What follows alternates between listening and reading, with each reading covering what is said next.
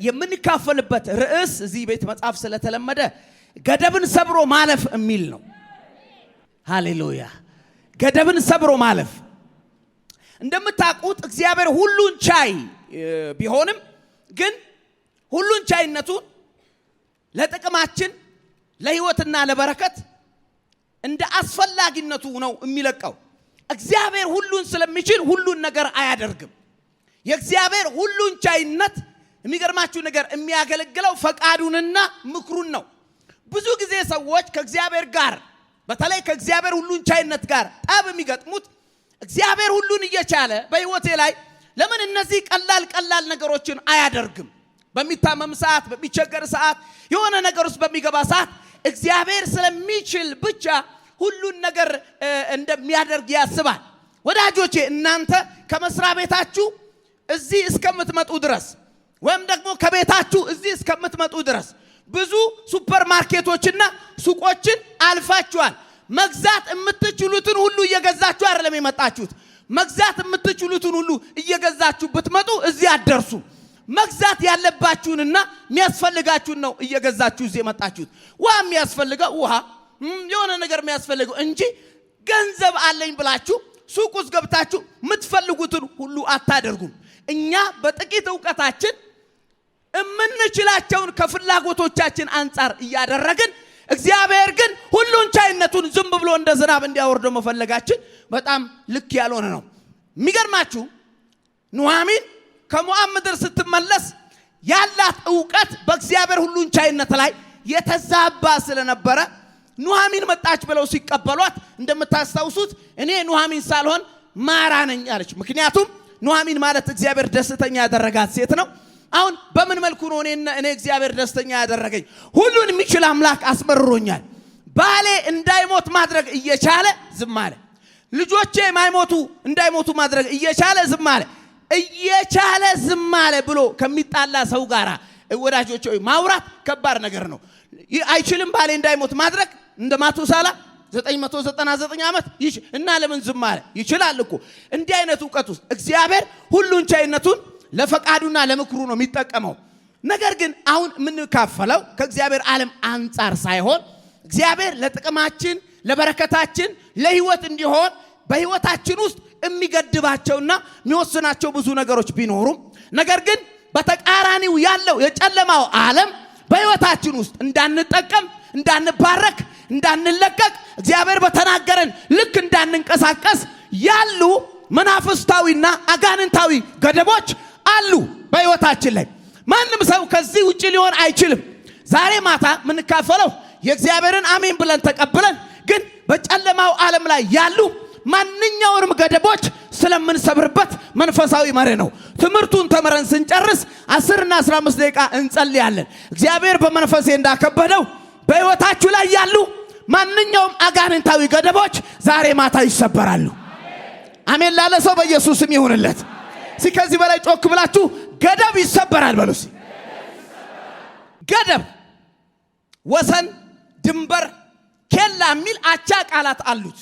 ስለዚህ በስብከቶቼ መሃል ወሰን ካልኩኝ፣ ድንበር ካልኩኝ፣ ኬላ ካልኩኝ ሌላ ነገር እያወራው ሳይሆን የገደብን ሌላ ስም እየጠራው ነው። ወሰን የሚለው ቃል ምንድነው? ኬላ የሚለው ቃል፣ ድንበር የሚለው ቃል የገደብ ሌላ ስሙ ነው። አቻ ቃሎች አላቸው። ሆኖም ግን አሁን መናፍስታዊ ገደብን ሰብሮ ስለመሄድ በእግዚአብሔር ቃል ከመማራችን በፊት ጠቅላላው ገደብ፣ ድንበር፣ ወሰንና ኬላ የሚባሉ ነገሮች ጀነራሊ ትርጉማቸውን እንመለከታለን። የመጀመሪያው ገደብ የሚለው ትርጉም የተቀመጠ፣ የተለካ፣ የተሰፈረ፣ የሚታወቅ ውስንነት ማለት ነው። ከኔ ጋር ናችሁ የምትጽፉ ሰዎች? ገደብ ማለት የተቀመጠ፣ የተለካ፣ የሚታወቅ፣ የተሰፈረ፣ ከዚህ እስከዚህ የተባለ፣ ከዚህ ቀን እስከዚህ ቀን፣ ከዚህ ቦታ እስከዚህ ቦታ፣ በትምህርት፣ በፋይናንስ፣ በኑሮ፣ በሕይወት በማናቸውም መልኩ ገደብ የሚለው ጠቅላላ የሚሰራው በዚህ ትርጉም ውስጥ ነው። የተቀመጠ፣ የተለካ፣ የሚታወቅ፣ የተሰፈረ ውስንነት ነው ገደብ ማለት። ይሄ ጠቅላላው የገደብ ትርጉም ሲሆን መንፈሳዊ ሲሆን ደግሞ ገደብ የሚገርማችሁ ነገር ገደብ ማለት እኔ መጽሐፍ ቅዱስን ሳጠና ስለ አጋንንታዊ ገደቦች የጨለማ ዓለም ሰውን ሕይወት የሚገድቡበትን ጉዳይ ስተረጉም እንደዚህ ብየዋለሁ። ገደብ ማለት ማድረግ የምንችለውን የሚቀንስ ኃይል፣ ማድረግ የማትችሉትን መጀመሪያ ማትችሉትም። ስለዚህ እሱ ገደብ ሊባል አይችልም። ነገር ግን ማድረግ የምትችሉትን ነገር እናንተ ማድረግ የምትችሉትን ነገር የሚቀንስ ኃይል ገደብ ይባላል። ገደብ ድንበር፣ ኬላ፣ ወሰን፣ አንድ ቀይ መስመር እንዳይመስላችሁ።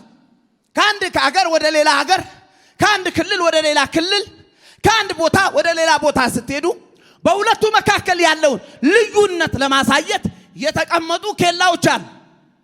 ስንቶቻችሁ ሀገር አቋርጣችሁ ሄዳችሁ እንደዚህ በእግር ሄዳችሁ ወይም በመኪና ሄዳችሁ በአውሮፕላን ስለማይታይ ሄዳችሁ እንደሆነ ባላቅም፣ ግን አንድን ክልል ጨርሳችሁ ወደ ሌላ ክልል፣ አንድን ሀገር ጨርሳችሁ ወደ ሌላ ሀገር ስትሄዱ በሀገራቱ መካከል ልዩነት እንዳለ፣ አንዱ ሀገር አልቆ ሌላው ሀገር እንደሚጀምር የሚያሳይ አንዳንድ ቦታ ላይ ከባባድ ድንበሮች፣ አንዳንድ ቦታ ላይ ትልቅ የብረት አጥር፣ አንዳንድ ቦታ ላይ ቀጭን መስመር አለች።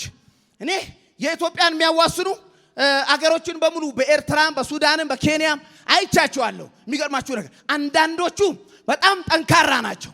ፈቃድ ከሌላችሁ በስተቀር አታልፏቸውም። አንዳንዶቹ የሚገርማችሁ ነገር በፍተሻም በምንም አንዳንዶቹ ደግሞ ሰላማዊ የሆኑት አካባቢ ላይ ቀይ መስመር ነገር የሆነች ገመድ ነገር እና በተለይ አንድ ክልል ላይ ሲሄድ አይታታል ያችን መስመር እዚህ ድረስ ናት ኢትዮጵያ፣ ከዚህ በኋላ ሶማሊያ ናት፣ ከዚህ በኋላ ጅቡቲ ናት። ከዚህ አሁን ስታዩት ቀይ መስመር ቀጭን ትምሰል እንጂ ኃይል ናት እሷ፣ ኃይል ናት እሷ። ዝም ብላ ክር ናት ብላ እንዲህ ብድግ ብታረግ ያስገርሙሃል የሆኑ አካላት መጥተው። ክር አይደለችም፣ ኃይል ናት። የሆነ ቦታ ላይ ስትሄዱ ኬላ አለ፣ እንደዚህ ያለ ኬላ እንጨት እንዳይመስል እሱ ኃይል ነው፣ የኃይሉ ምልክት እንጂ የኃይሉ ምልክት ማለፍ አትችልም። እንጨት ነው ብለህ ማንሳት አትችልም። አይደለም በአገራት መካከል በክልል መካከል ቀርቶ ወደ አንዳንድ ጥብቅ ወደ ሆኑ መኖሪያ ቤቶች ስትገቡ በራቸው ላይ ትልቅ ብረት አለ፣ ጥበቃው የሚከፍትላችሁ። ቆይቶብኛል ብላችሁ ብትሰብሩት ችግር ውስጥ ነው የምትገቡት። ቀላል አይደለችም እሷ ኃይል። ገደብ ቀይ መስመር አንድ እንጨት ወይም አጥር ሳይሆን ኃይል ነው። መንፈሳዊ ዓለም ላይ አንድ ሰው ተገድቧል ማለት ማድረግ የሚችለውን እንዳያደርግ የወሰነው ኃይል አለ ማለት ነው። ዛሬ ማታ በነቢያት መንፈስ ሆኜ ነግራችኋለሁ። ማድረግ የምትችሉትን የቀነሰ ኃይል ከላያችሁ ላይ ይሰበራል። ሶስት ሰው ነው አሜን ያለው። አሁን ከዚህ በኋላ በፍጥረት እናገራለሁ። ብቻ አንድ ሰው ፈገግ ብላችሁ ጨብጡና ማድረግ ከምትችለው በታች በሉት እስቲ። ያደረገ ኃይል ዛሬ ማታ ይሰበራል። እኔ ጸልያለሁ። ራሱ ክብር ለኢየሱስ ይሁን። ወደዚህ የሚመጡ ሰዎች ይሄ መልእክት የሚመለከታቸው እንዲሆኑ እዚህ እመኑኝ፣ ተፈልጋችሁ ነው የመጣችሁት። ማናቸውንም መንፈሳዊ ዓለም ላይ ያሉ እናንተን የገደቡ የያዟችሁ ቀላል የሚመስሉ አልፋችሁ እንዳትሄዱ የተለኩ የተወሰኑ ከዚህ እስከዚህ ድረስ የተባሉ ማንኛቸውም መንፈሳዊ ዓለም ላይ ያሉ ገደቦች በኢየሱስ ስም ይሰበራሉ። አንድ ሰው በኃይል ጮሆ ገደብ ይሰበራል ይበልስ። ገደብ ማለት እንዳትረሱ፣ ወደ ሌላ ነገር ልገባ ስለሆነ ገደብ ማለት የተቀመጠ የተለካ የተወሰነ የተሰፈረ ውስንነት። ይሄ ጠቅላላው ነው። ኢትዮጵያም ላይ ኤርትራም ላይ ሱዳንም ላይ አሜሪካም ላይ ይሰራል። ወይም ደግሞ በሌላ በመንፈሳዊ ዓለም ቋንቋ ማድረግ የምንችለው ይሄ ቃል ሲገባኝ እኔ ብዙ ቀን ጾሜ ጸልያለሁ። ማድረግ የምንችለውን የሚወስን ኃይል። የማትችለውን እኔን አሁን መጥተህ ከዚህ ቀን ጀምሮ ቻይንኛ እንዳትናገር ብትለኝ ምንም አይመስለኝም። አልችልም ቻይንኛ። ከዚህ ቀንም ጀምረ ፈረንሳይኛ እንዳትናገር ብትለኝ እምችላትም ቦንጁ ምትላትና ድሮ ጅቡቲ ለመርኳትን እሷን ባልናገራትም ችግር የለብኝም። አማርኛ እንዳትናገር ካልከኝ ግን ጦርነት ውስጥ እንገባለን። በቅዠትም ቢሆን አወራለሁ እንጂ ልቋቋመው አልችልም ጉዳዩን። ለምን? እምችለውን ነው የተከለከልኩት። እምችለውን ገደብ ሁሉ ጊዜ እምትችሉትን ነገር እንዳታደርጉ የሚወስን ኃይል ነው። ሰይጣን በዋነኝነት የቅዱሳንን ሕይወት ከሚዋጋባቸው መንገዶች መካከል አንዱ ሕይወታቸውን ገደብ ውስጥ ማስቀመጥ ነው። ምን ማድረግ ነው? ምን ማለት ነው? ማድረግ የሚችሉትን እንዳያደርጉ ይዋጋቸዋል። ማድረግ የሚችሉትን እንዳያደርጉ። በቀላል አማርኛ እኔ ከምኖርበት ቤት እንደወጣችሁ ፊት ለፊት መስቀለኛ መንገድ አለ እና ብዙ የትራፊክ መመሪያዎች አሉ። ዩተርን ማድረግ አትችልም፣ እንደ ማቆም አትችልም የሚል ከሁሉም ግን አሁን ከዚህ ትምህርት አንፃር ሁሉ ጊዜ የማየዋል እንዳጋን እንዲቆም እንደ ሰው ነው ማወራው። 30 የሚል ቁጥር አለ። አሁን 30 የሚል ቁጥር ለእግረኛ አይገባውም፣ መኪና ላይ ያዘ ሰው ነው የሚገባው። 30 የሚለው ቁጥር የቀን ቁጥር እንዳይመስላችሁ፣ የሰፈሩም ቁጥር አይደለም። 30 በዛ በኩል የሚያልፉ የመኪናዎችን ፍጥነት የሚወስን ነው። ቪኤትም ልትይዝ ትችላለህ፣ ላምበርጊኒም ልትይዝ ትችላለህ፣ ቮልስም ልትይዝ ትችላለህ፣ ባጃጅም ልትይዝ ትችላለህ። በዛ መስመር የምትነዳው የምትችለውን ያክል ሳይሆን የተጻፈውን ያክል ነው። እንደ ጀት መብረር ብትችልም ግን 30ን ካለፍክ እልፍ እንዳልክ በራዳር የሚቆጣጠር ፍጥነት ጥሳል የሚልህ ምንም ወንጀል አልሰራህም፣ ምንም ነገር አላደርግም፣ ዳር ያዝ ይላል። ሰላምታ ከሰጠ በኋላ ምን አጠፋው ስትል 40 ነው የነዳኸው ይላል። ምን ማለት ነው? መንዳት የምትችለውን የሚቀንስ ማለት ነው። ተመልከት። አሁን የፍጥነት መንገድ ላይ ስትገባ፣ የፍጥነት መንገድ ላይ ወደ አዳማ ስትገባ እንደዚህ ይላል። በዚህኛው በ80 ነው የምትሄደው ይላል። በዚህኛው በ100 ነው የምትሄደው ይላል። በዚህኛው ከ120 በላይ ነው የምትሄደው ይላል። አሁን መፍጠን የምትችለው መንዳት የምትችለው ቦታ ላይ ተለቀቀ ማለት። በየጉራንጉሩ ግን ይወስናል። መንዳት ትፈልጋለህ፣ ቁጥር አለ። ምን የሚል ከዚህ በታች እንደ በላይ እንዳትነዳሚ ትችላለህ፣ ግን አታረገውም። ምን ማለት ነው? ገደብ መኖር ከምትችለው በታች፣ ማገልገል ከምትችለው በታች፣ መማር ከምትችለው በታች፣ መሆን ከምትችለው በታች ትችላለህ። ግን ስትወጣ የሚይዝ ነገር አለ። ፊት ለፊት 30 ተብሎ አልተጻፈ ይሆናል። የምድሩን 30 እናከብራለን፣ የጨለማውን ግን እንሰብረዋለን። ሶስት ሰው ነው አሜን ያለው። ዛሬ ማታ ጌታ ምስክሬ በአንዳንድ ሰዎች ሕይወት ውስጥ ከእናታቸው ማህፀን ጀምሮ ማድረግ የሚችሉትን የከለከለ ገደብ ይሰበራል። ጩሁና ገደብ ይሰበራል በሉሲ። ድገሙና ገደብ ይሰበራል በሏል። ሰይጣን ሊዋጋ ሲፈልግ ሕይወትህን ገደብ ውስጥ ያስቀምጠዋል። ትችላለህ 30 ይላል። 100 ነው ውስጥ ያለው፣ 500 ነው ውስጥ ያለው። የትንቢትህን ያክል እንዳትኖር፣ የመገለጥን ያክል እንዳትኖር፣ የሰማኸውን ድምፅ ያክል እንዳትኖር፣ የኪዳንህን ያክል እንዳትኖር፣ የተሸከምከውን ያክል እንዳትኖር፣ የምትጸልየውን ያክል እንዳትኖር፣ የምትጠብቀውን ያክል እንዳትኖር ይወስናል። ምን ማለት ነው? መኖር ከምትችለው በታች ማገልገል ከምትችል። ይኸውላችሁ አንዳንዶች እንዲህ ብቻ አልነበሩም። አንዳንዶች ይሄን ብቻ አልነበሩም። እንደዚህ ብቻ እንዲኖሩ፣ እንደዚህ ብቻ እንዲያገለግሉ፣ እንደዚህ ብቻ እንዲገቡና እንዲወጡ አልተጠሩም። ውስጣቸው እንደ ድማሚት የሆነ ምድሪቱን የሚሸፍን ነገር አለ።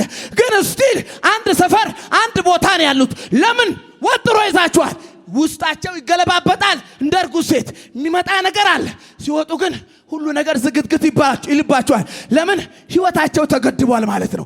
ከምትቃወሙት ህይወት ጋር እኮ እኔ እንደዚህ ያክል ብቻ አይደለም ከምትሉት ህይወት ጋር እቺን ብቻ ልኖር አልተጠራው ከምትሉት ህይወት ጋር እየተናነቃችሁ ያላችሁ ሰዎች ዛሬ መስራችሁ ይዤ መጥቻለሁ።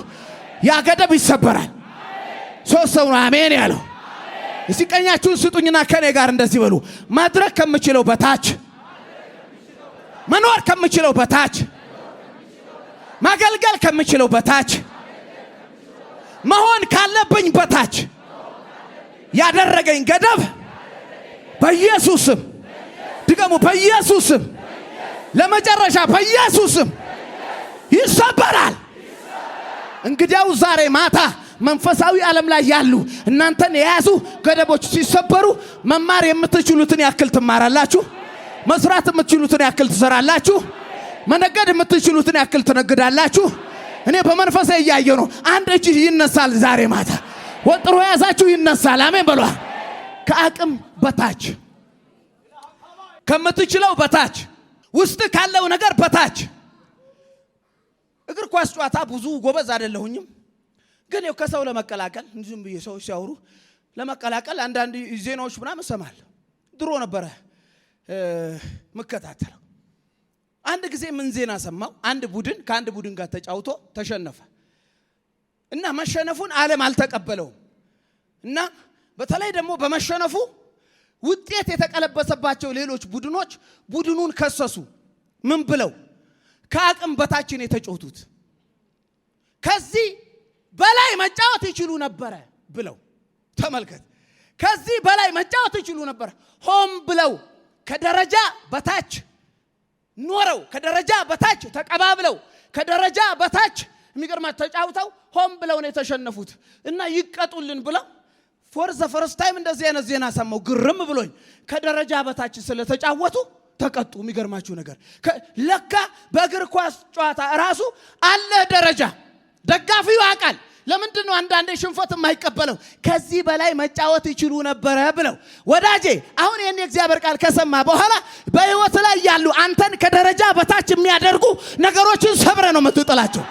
ከደረጃ በታች እንድትኖር ከተባለልህ በታች እንድትኖር ከተተነበየልህ በታች እንድትኖር ከዝግጅትህ በታች እንድትኖር ከትምህርትህ በታች እንድትኖር ከምትናፍቀው በታች እንድትኖር ከኪዳንህ በታች እንድትኖር የምትችለውን የከለከለ ኃይል እግዚአብሔር ይሰብረዋል።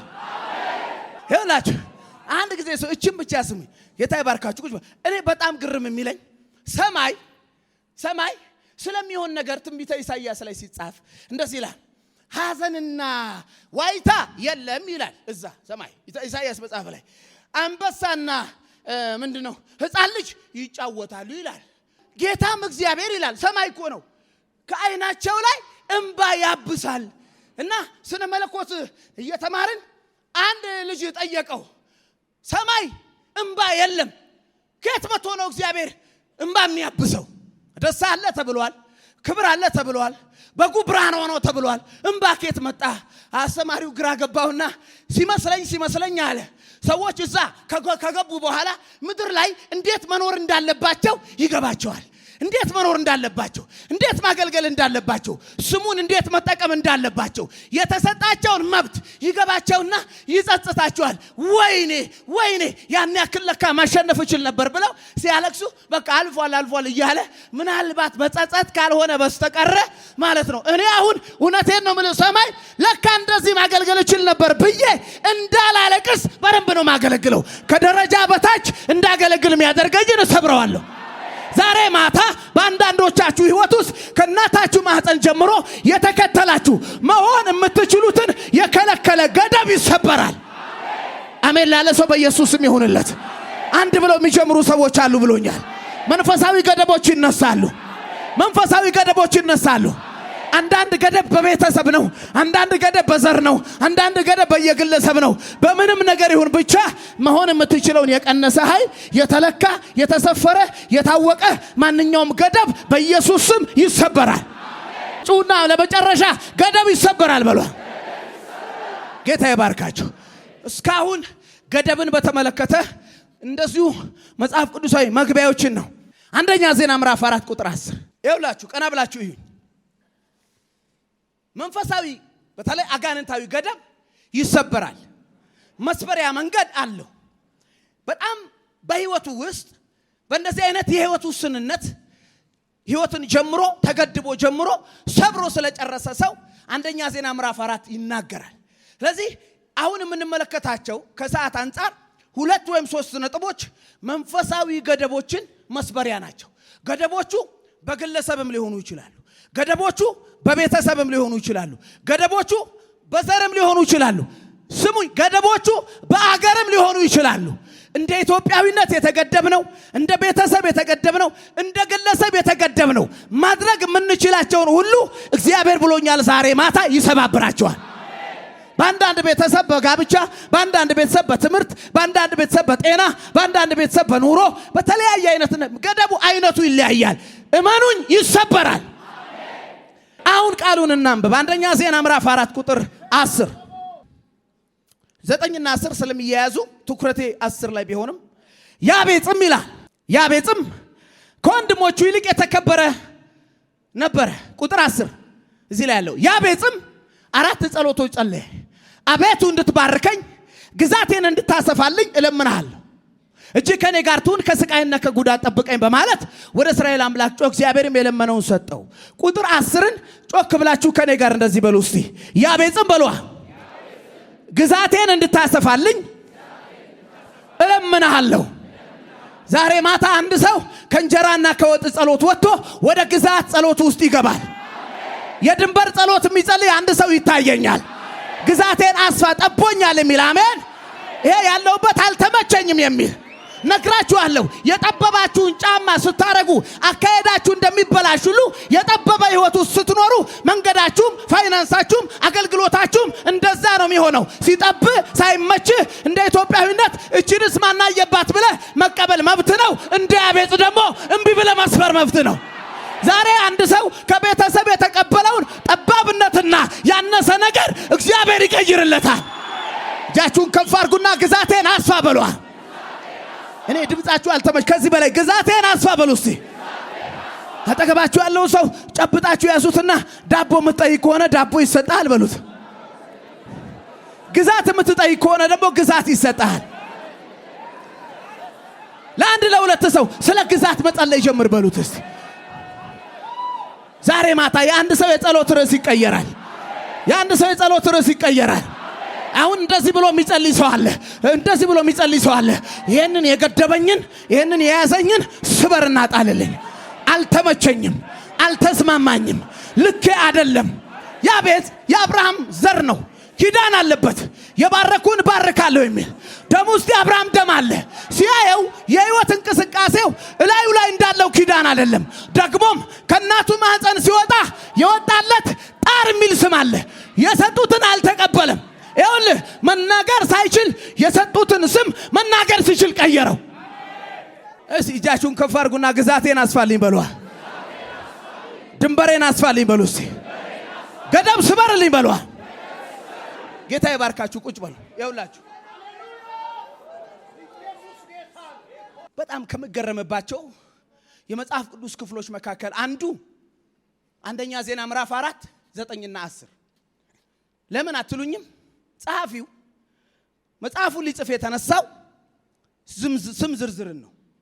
ጎበዝ አንባቢ ብትሆኑ እንኳን አንደኛ ዜና ምዕራፍ 1 ጀምራችሁ 9 ድረስ አታነቡም፣ ትዕግስት አይኖራችሁ። ምክንያቱም የትውልድ የዘር ሐረግ ነው። በይሁዳ ነገድ፣ የዛብሎን ነገድ፣ የንፍታሌም ነገድ፣ የአሴር ነገድ እያለ ነው 9 ምዕራፍ ሙሉ። ሉቃስና ማቴዎስ እኮ እንዳስፈላጊነቱ አንዳንድ ምዕራፍ እኮ ወስደዋል። 9 ምዕራፍ እና አትታገሱ። ጸሐፊውም ሌላ ታሪክ ሊጽፍላችሁ አይችልም። ምዕራፍ 4 ቁጥር 9 ላይ ሲደርስ ግን የአንድ ሰውዬ የህይወት ስርዓት የትኩረት አቅጣጫውን አስቀይሮ አንድ ምዕራፍ ባይጽፍለት እንኳን 2 ቁጥር ጽፎለታል። አንድ ምዕራፍም አንድ መጽሐፍም የሌለው በስም ዝርዝሮች መሃል የተገኘ ድብቅ የሚመስል ግን እንደ ዳይመንድ የሚያበራ የአንድ በጣር ተጀምሮ በክብር ያለቀ የሚገርማችሁ ነገር በማይታወቅ ህይወት ጅማሬ ተጀምሮ በሚታወቅ ያለቀ የሚገርማችሁ ያሸከሙትን አውርዶ ጥሎ ሌላ የተሸከመ አንድ የጣር ሰው ህይወት ጠባ የጀመረችበት ህይወት በጭንቅ የጀመረችበት ህይወት አጓጉል ሆና የጀመረችበት ከራሴ ከሚላቸው ሰዎች የተቀበለው ጠንካራ ነገር የሆነበት ነገር ግን እንደዚህ ብሎ የጸለየን ሰው ትመለከታላችሁ። ያቤጽ ማለት እንደምታውቁት ጣር ማለት ነው፣ መከራ ማለት ነው። እንደውም አንድ ትርጉም ሳነብ ያቤጽ ማለት የጣር አትሞስፌር ይፈጥራል ማለት ነው። ምን ማለት ነው? የጣር አትሞስፌር። አሁን አንዳንድ ሰዎች አይታችኋል፣ ልጅ ሲመጡ የጨዋታ አትሞስፌር የሚፈጥሯል። ኢሚዲየትሊ እንደመጡ የሚገርማቸው ነገር እንትን ነው፣ ጨዋታ ይጀመራል፣ ሳቅ ይጀመራል፣ ደስ ይቀየራል አትሞስፌሩ። እንደዚህ አይነት ሰዎች አሉ። አንዳንድ ሰዎች ሲመጡ ወሬው ቢዝነስ ይሆናል። የሚገርማቸው ነገር የቢዝነስ ይሆን የሚሸጡት ቢያውቁ ስልክ ስንት ነው እንዴ እኔ ይሸጣ በዚህ አርግ ምናምን ብለው ለየት ያለ ነገር ውስጥ ይከተዋል። አንዳንድ ሰዎች ሲመጡ የሚገርም ነገር ስለ ብለሲንግ ነው የሚያወሩት፣ ከባባድ የሆነ ነገር ያወሩዋል የሌለ የሳቱ እስኪ መመስለ። አንዳንድ ሰዎች ሲመጡ ግን እማታቀው ጭንቀት፣ እማታቀው ውጥረት። ቤትህ ካደሩማ ገደል ጫፍ ስትሄድ ነው የምታድረው። ቤትህ ካደሩማ ውሻ አይቀር ጅብ አይቀር የጠፋው ዳይኖሰር ሁሉ የዛን ቀን ይመጣል ቤት ሲያሯሩጥ ነው የሚያር ይህ በቃ ይጨንቃል ኢሚዲየትሊ ብድር ውስጥ ትገባለህ በሰላም መኖር የጀመርከው ሰውዬ ሳታቀው እዳ ውስጥ መግባት ትጀምራል ማይነስ ያቤጽ ማለት ለራሱ እኮ አይደለም ጣር የሚሆነው የሆነ አትሞስፌር ውስጥ ሲገባ ኢሚዲየትሊ የሚገርም ነገር ይቀየራል በመጀመሪያ ያቤጽን የጣር አትሞስፌር የተካፈለች እናቱ ናት እንዳትረሱ እስራኤላውያን እናቶች በጣም ጠንቃቃ ናቸው ስም የሚያወጡት ጸልየው አስበው በጣም በዝግጅት ነው ምክንያቱም አንድ ልጅ እቺን ምድር ሲቀላቀል ከቤተሰቦቹ መጀመሪያ የመኪና ቁልፍ አይደለም የሚቀበለው የቤት ካርታ አይደለም የሚቀበለው ስም ነው የሚቀበለው ስም ስጦታ ነው በዛ ስም ይኖራል በዛ ስም ያገባል በዛ ስም ይማራል በዛ ስም ያገለግላል ስም ነው እና በብዙ ዝግጅት 9 ወር ውስጥ ሁሉ ሆኖ ማን ልበለው ብለው ነው ለምሳሌ ዮሐንስ ስሙ ሲወጣ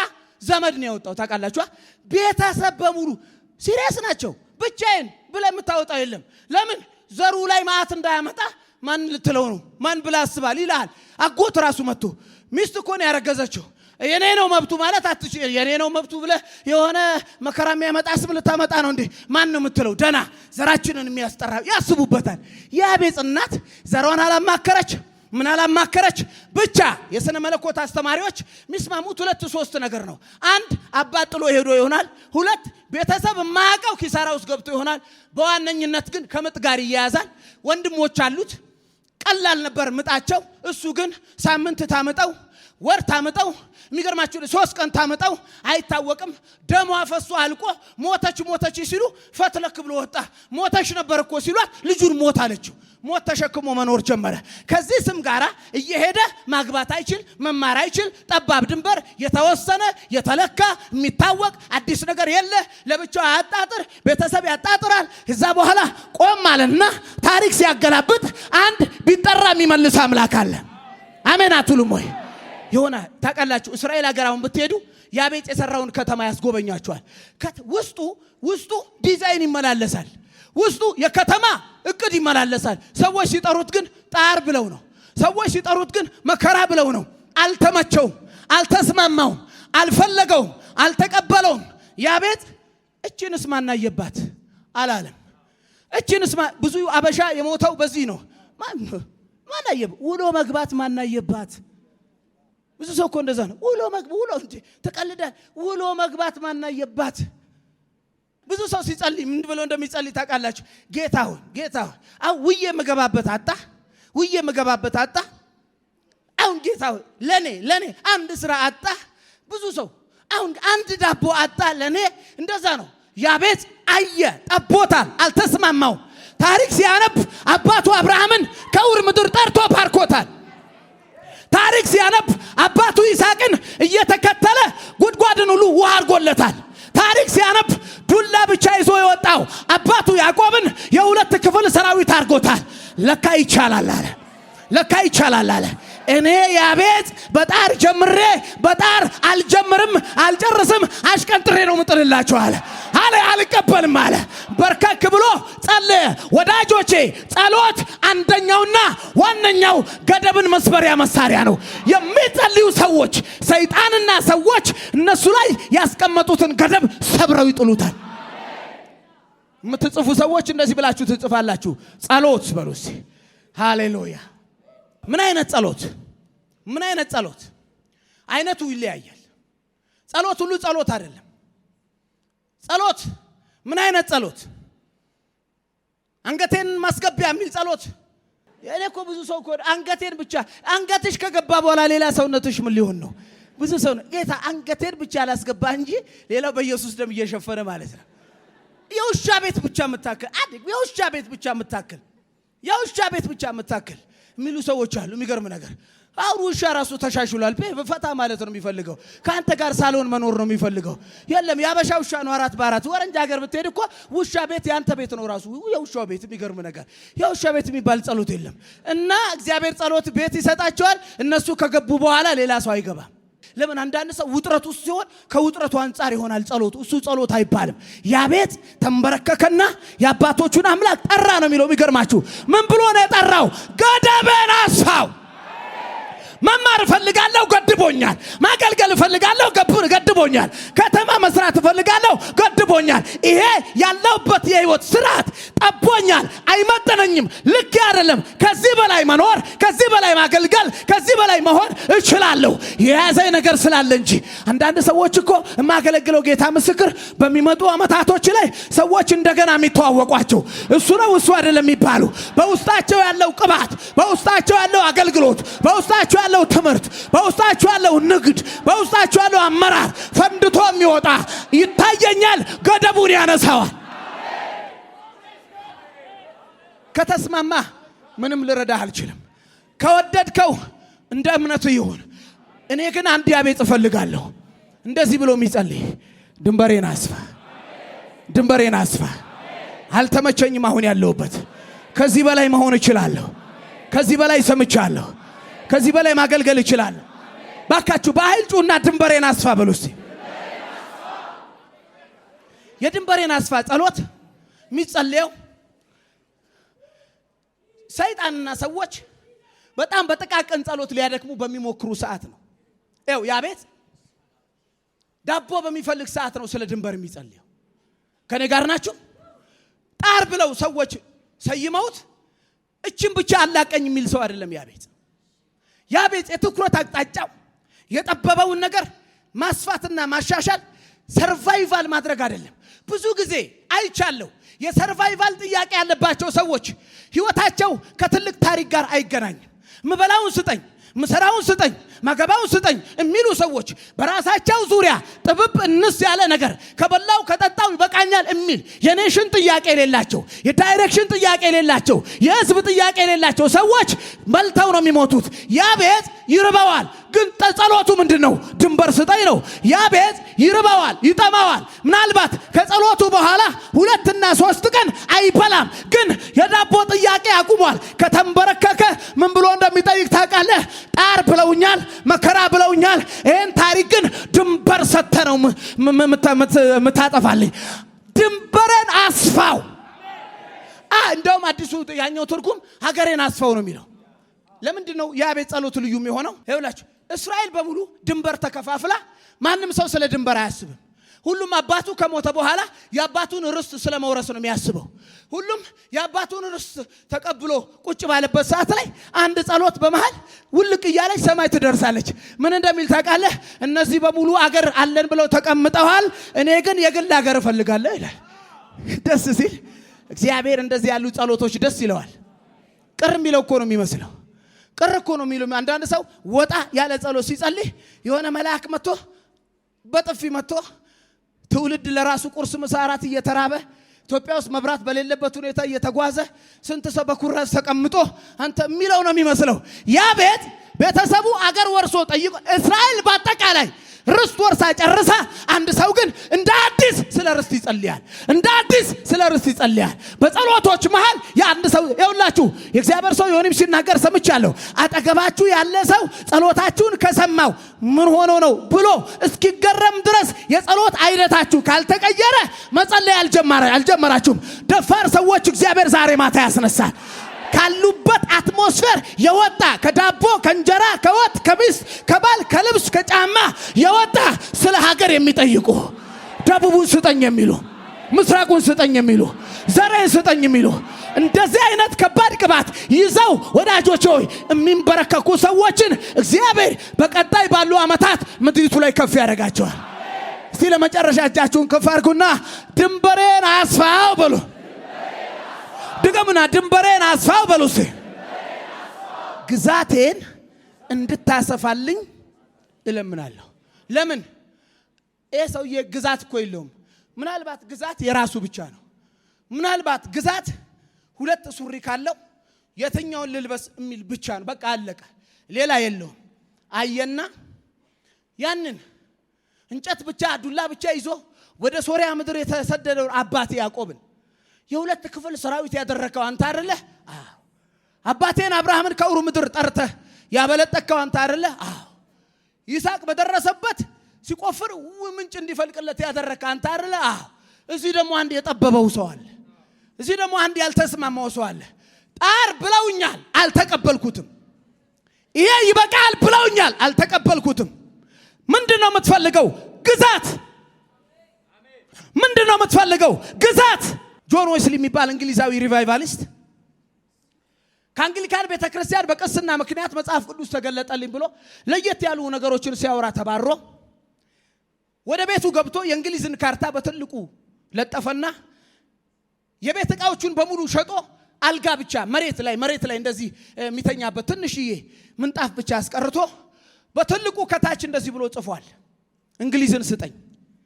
እና ጓደኞቹ መተው ለምንድን ነው አልጋ ላይ ማተተኛው ሲሉት ከእግዚአብሔር ጋር አንድ ጸሎት ላይ ነኝ፣ እሷ ጸሎት ካልተመለሰች አልጋ ላይ አልተኛም ይላል። ግዛት፣ ቅባት፣ ተጽዕኖ እንደ ዛር ዝም ብሎ ዱብ የሚልብ ነገር አይደለም። ዛር የሚባል መንፈስ አለ። ድንገት ዱብ ብሎ ያንዘበዝፋል። ይኸውልህ ተጽዕኖ እንደ ዛር ዱብ የሚል ነገር አይደለም። ማንም ሰው ከእንቅልፉ ተነስቶ ከተማ አልተቆጣጠረም በህልም ካልሆነ በስተቀር። ይኸውልህ ተጽዕኖ፣ ግዛት፣ ስፋት የሚመጣው አልጋ ለቀህ ነው፣ ምግብ አቁመህ ነው፣ ትተህ ነው፣ ወጥረህ ጸልየህ ነው፣ ለጉዳዩ የሚያስፈልግ መስዋዕትነት ወስደህ ነው። ጆን ዌስሊ አልጋ ላይ እንግሊዝን ካልሰጠኸኝ አልተኛም አለ። አንዳንድ ሰው ዘሩ በሙሉ ወደ ሲኦል እየገባ ብቻውን ለስም ድኖ በውሃ ተረሽቶ ነው ከእንቅልፉ የሚነሳው። አረ ተነስ፣ አልጋ ተው፣ ዘሬን አምጣበል፣ ቤተሰብን አምጣበል፣ ታሪክን ቀይርበል። እምቢ አለ። ጓደኞቹ የሚገርማችሁ ነገር የአልጋ የሶፋ ስጦታ ሰጡት። እነዚህን ሁሉ የምጠቀመው እግዚአብሔር ጸሎቶን ሲመልስ ነው። እንደዚህ ጠቁሮ ብሎ ሰውየው የሚገርማችሁ ሁሉ ጊዜ እየራበው ተንበርክኮ እንግሊዝን ካልሰጠህ ግደለኝ ይላል፣ እንግሊዝን ካልሰጠህ አልፈልግም ይላል።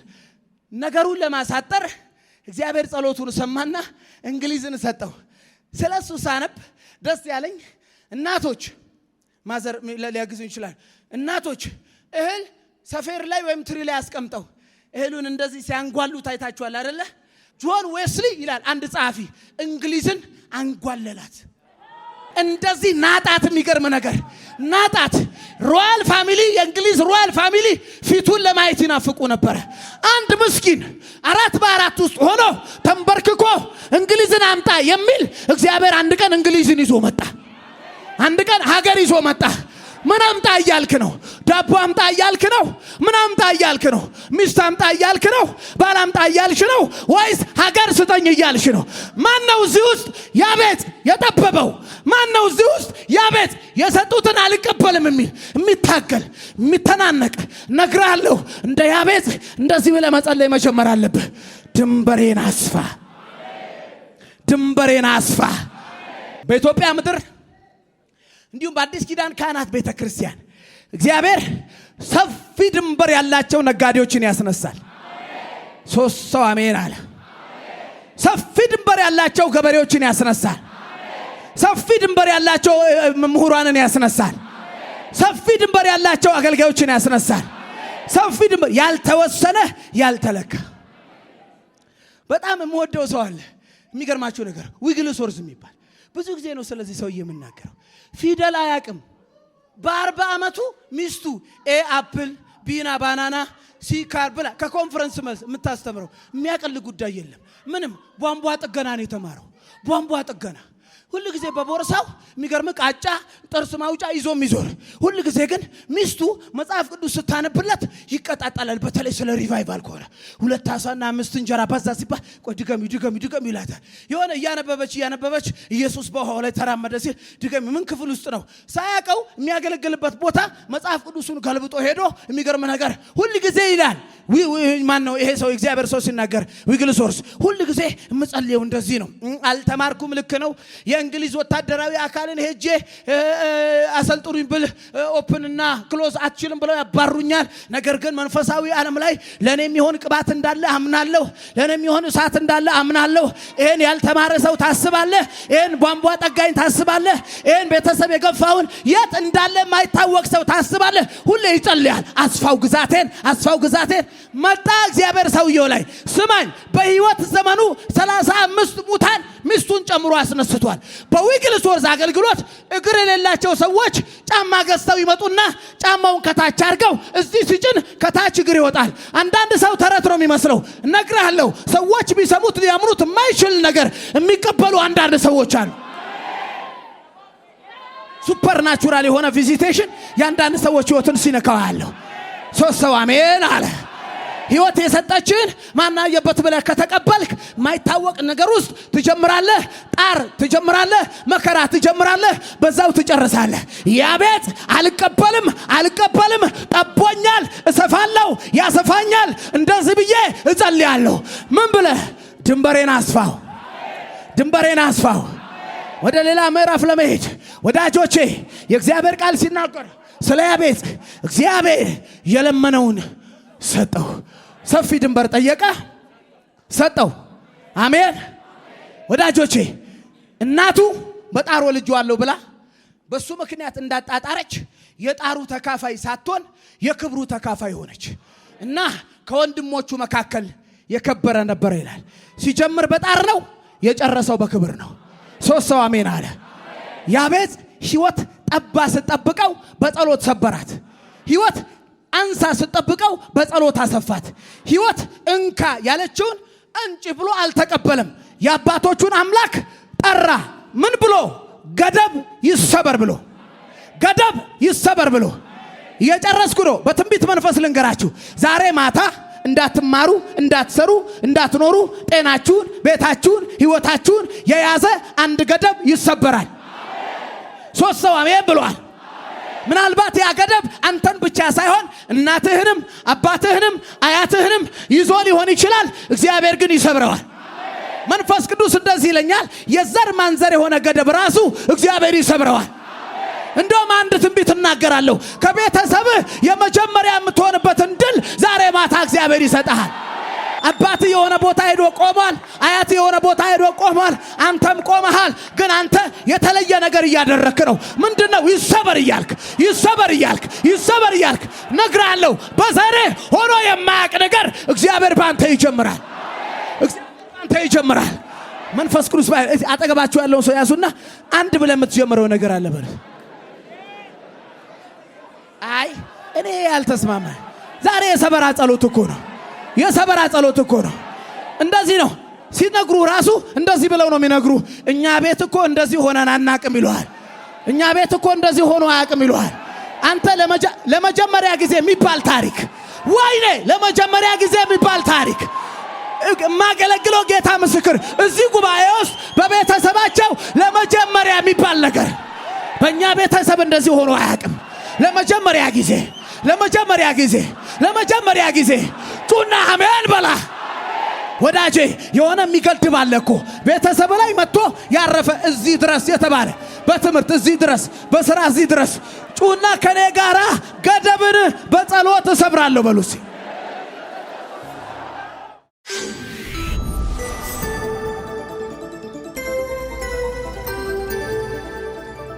ወንጌል ይለውጣል።